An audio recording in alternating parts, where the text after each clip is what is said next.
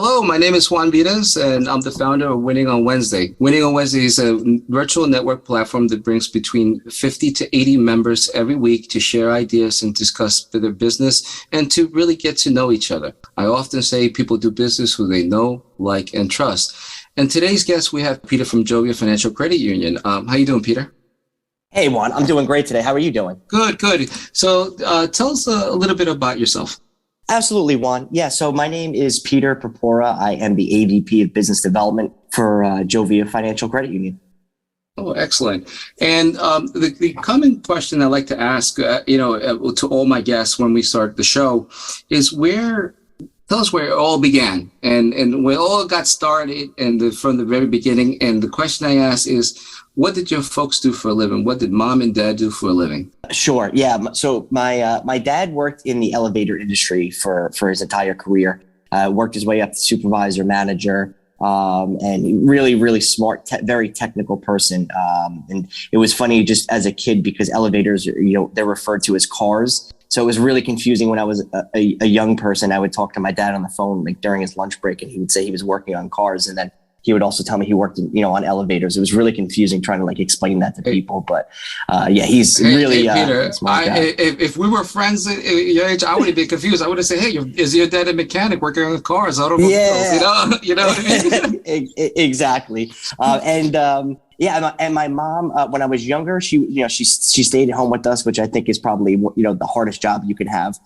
Did a great job raising me and my sister. Absolutely. And then, later in her career, she was in retail for several years and then went to beauty school to get her hairdressing license. And one thing, I just want to share, which I'm always really proud of her for, which she's a really talented singer and songwriter. And she kind of just made the decision when we were really young not to kind of pursue that career because of obviously with all that would entail from not being able to raise us, and she really put that on the back burner for us and kind of sacrificed that in lieu of really doing a great job in raising us and staying at home. So always grateful for that. Wow, it's amazing. Thank you for sharing that. It's truly amazing, and it really tells us, it gives an idea where you come from, and because I always say you always got to remember where your parents or your grandparents or where we come from. It's always really important. And tell us, when you were, let's say you were like at the age of 7 or 8, what did you want to become to grow up? Did you have any ideas or inspirations of what you wanted to become when you wanted to grow up? No, you know what? I had no idea. The one thing when I was younger, I was fairly entrepreneurial. I liked having lemonade stands.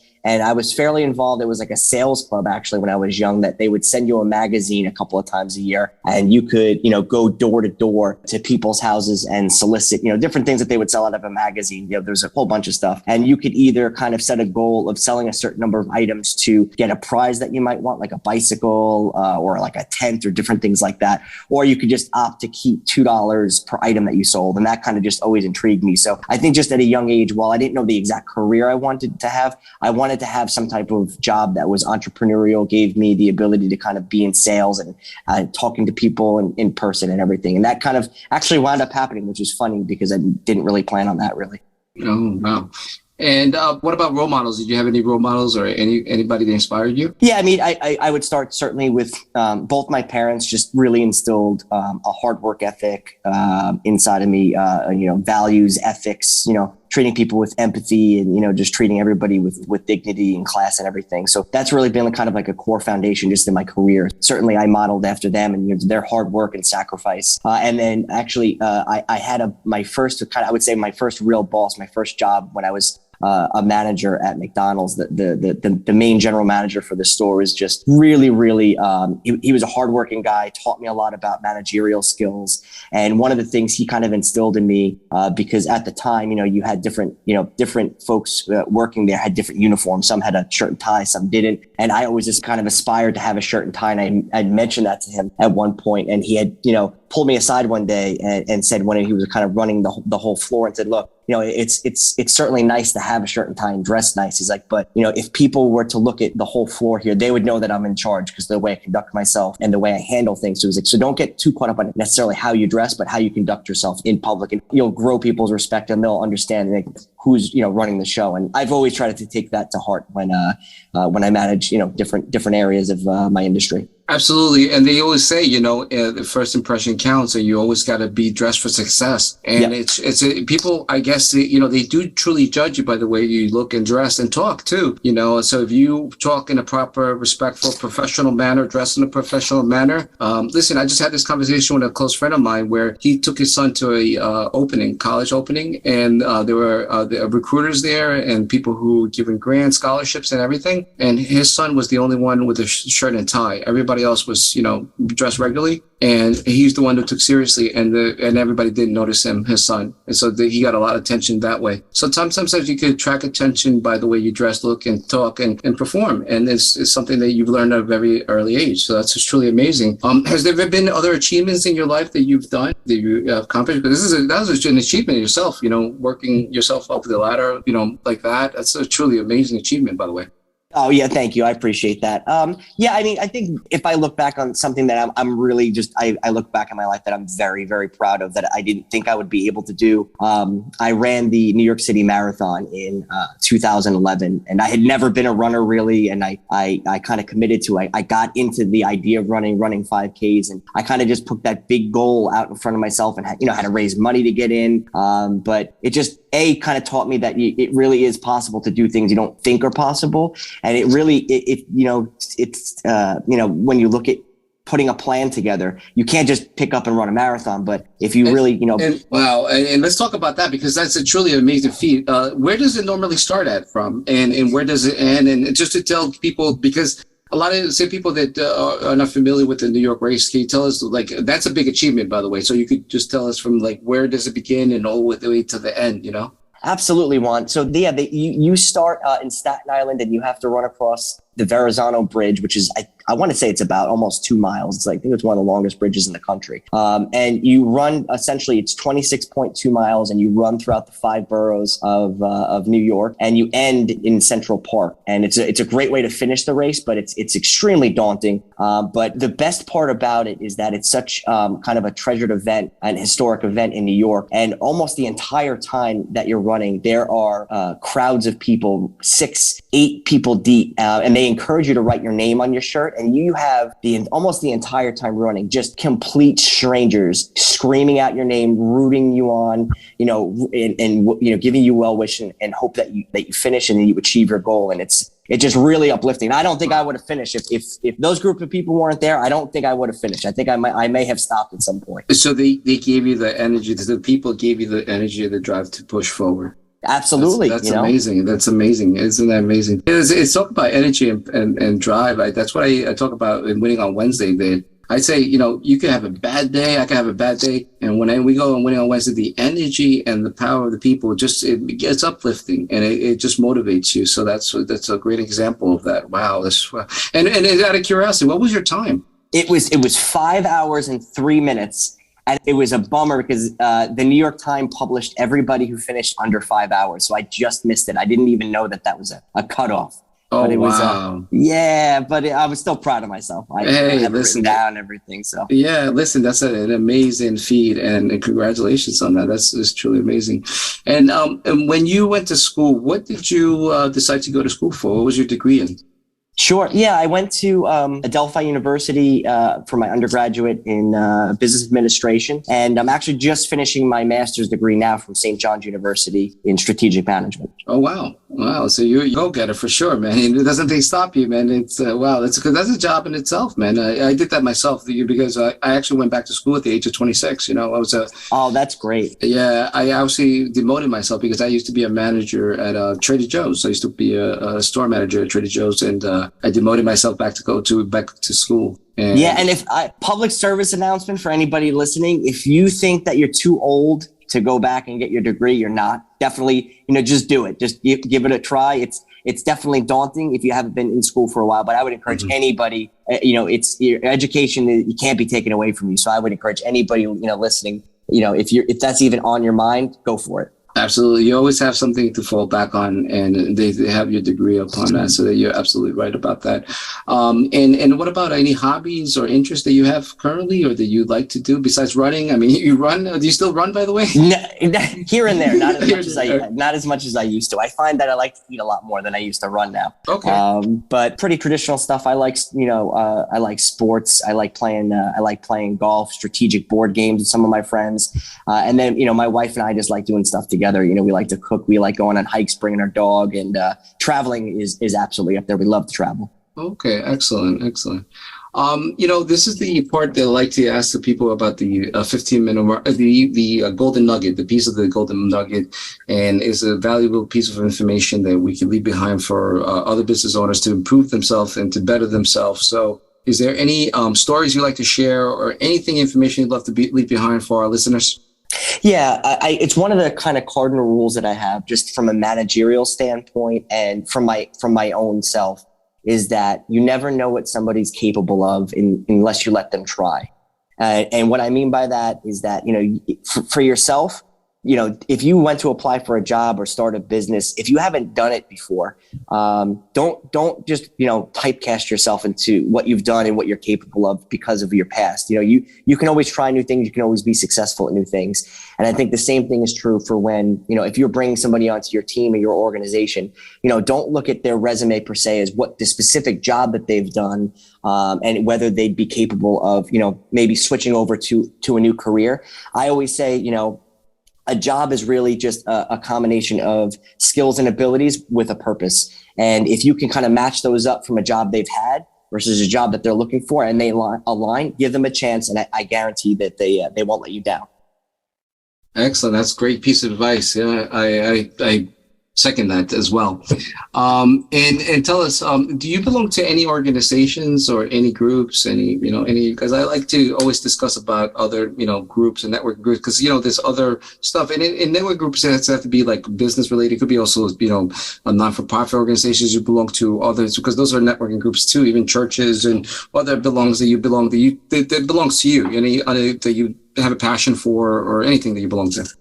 Yeah, certainly. I'm on the board of directors and a few of the subsequent fundraising groups for cerebral palsy of Nassau County. Oh, wow. And is there any reason why that you decided to go with that organization? Yeah, Jovia has been involved with them in the past. We've sponsored some events, and I had happened to be at their golf outing one year, and I just saw all the work that these different groups put in, and how much work that the staff at CP put in to accomplish their mission, and the level of dedication that they have, and what that brings to Nassau County, the community, and the folks who are affected by CP. It's just a great organization. It's great people who are involved, and I just felt like one of the things that I think is really required out of all of us is to give back, and however that might be, whether it's an organization, volunteers, everybody can give back a little. It doesn't have to be money, but you can give some of your time and help out an organization, and that's who I decided to go with. Yeah, and you'd be surprised when you give back. A lot of things open, and it's really amazing. Zig Ziglar has said it best. You can have everything in this world just by helping others, and it really truly helps. It starts by helping others, by you helping other people. And I always say, well, you get one life, right? And we don't take our possessions when we're gone from this world. But the one thing you can leave behind is the lasting legacy of helping others, because people will always remember the people that helped them along the way, even when they're gone. Absolutely. I completely agree with that one. Yeah, absolutely. And let us know about now let's talk about Jovia Financial Credit Union. How did you get to Jovia? How did you end up with Jovia? How was your journey to Jovia? How did you, get to be where you're at right now? Oh man! So I was working at another credit union for several years, and I made a transition to the commercial banking world, and commuted to Manhattan and did that for a few years. And an opportunity came up to open a branch for, at the time we were NEFQ, up on the North Shore of Long Island, and I looked at going back to what I said before. You never know what somebody's capable of until you let them try. I looked at the job requirements, and I said, I've never been a branch manager before, but based upon what the skills and abilities that they need, I think I could do the job. And, I went through the application process and I wound up getting it. And since then, I've had a few different roles here, but it's a great organization. And it wasn't being a branch manager wasn't something I had originally planned on, but sometimes opportunities pop up and if you have a gut feeling to take it, you got to do it.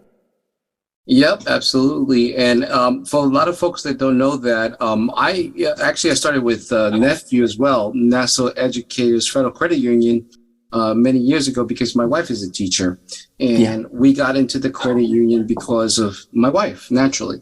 And at that time, from my understanding, everybody had the impression that there had to be a teacher or something like that to be part of the credit union. And from my understanding, correct me if I'm correct, that is correct. Yeah. They changed the name to Jovia so that it could be open to everybody, to anybody can be part of the credit union and part of a member. Yeah. So we actually, prior to Jovia, we did have an open charter membership. The reason we had rebranded to Jovia was that as we continued to grow into Suffolk County and beyond, we wanted a name that really didn't tie us to just specifically a geographic location or give the impression that you had to be employed by a certain industry to join us. At the same time, we wanted it to really capture our member service and our employees' happiness and bright spirit. So that's why we kind of changed the colors and the look and the feel. And Jovia is actually, we cut the L off at jovial. And we arrived at Jovia. So that's kind of where the name came from. You know what? Now that you explained the name, wow. Wow. You know what? I was always wondering why. I always thought it was something about like jovial, something like that. Yeah. But wow. Isn't that something? You teach us something every day. Like we learn every something. So it's just really amazing that I'm wowed, by the way. You just wowed me.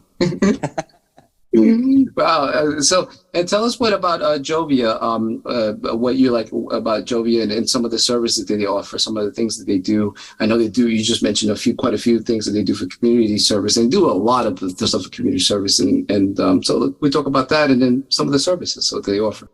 Yeah, absolutely. So, we're a credit union, we're not for profit. So we offer really great day-to-day banking products and services, low rates on loans, high rates on deposit products. But really, one of the things the few things that set Jovia apart, we're very involved in the Long Island community, in charitable giving, volunteerism, working with a lot of other non-for-profits to help drive their mission forward with sponsorships, again, with volunteering and participation. And then we're also very involved in financial literacy. We've kind of doubled down over the last 2 or 3 years with our original commitment to the Long Island school districts and higher education institutions with teaching financial literacy at every level, because we feel that that's very important. Working with the teachers to provide grants and funding for some of their classroom projects. And recently, just in the last few weeks, we've launched a very exclusive financial literacy application that's tied to our youth accounts called Curio, that allows our youth members and parents or guardians to interact with each other to do, a number of types of lessons where they can get paid for doing chores, for having their allowance sent to them. Parents can make a loan to the kids from their own money to teach them about interest and how that works. Kids get their own branded debit card and then have access to a number of financial literacy content. And it's really meant to provide that value that credit unions are looking to add when they become a member of Jovia. It's a lot. It's a lot of community related and participate with a community involvement. That's 100% one. Yeah, we're very involved in the community. It's just one of the major things that sets us apart from your day-to-day, run-of-the-mill bank. Who, unfortunately, they're very profit-driven. They're about their shareholders, and we're about our members and community. And Peter, you've done a phenomenal job of doing the marketing. I see it in social media. I see Jovia on the news. Jovia's like following me everywhere. It's really interesting because I hear it on the radio. I see it in social media. You guys are doing a great job, and it shows too, because you're really care and you're showing about the community. And look at that. You're taking a busy time for your busy schedule to give us your time to tell us about you and share your who you are, because again, it's the people that make the organization greater. And people like yourself, they're always, thinking about others and first. And that's what makes a successful organization. So I'm looking forward to the upcoming years and things that Jovia's going to do. I've been a long time member of Jovia, and I continue, and I love it. And I just wanted to say thank you for sharing your story. And what's Peter, what's the best way the listeners get in contact with you? What's the best way we can get in contact with you? I think if you look me up on LinkedIn, Peter Purpura, I'm very active on that. You can message me on that, and then you can also just email me anytime. I'm very available. I don't know if you have show notes or not, but it's ppurpura@jovia.org. They can certainly message me for financial literacy, or if you need help with your business planning, we can certainly help you with that as well. Okay, Peter, thank you so much for spending the time with us. And if you'd like to become a member of Winning on Wednesday, simply visit our website, www.winningonwednesday.com, scroll to the first time guest button, and follow the directions. And we hope to see you in our next meeting. Thank you again, Peter. Thank you, Juan. Have a great day.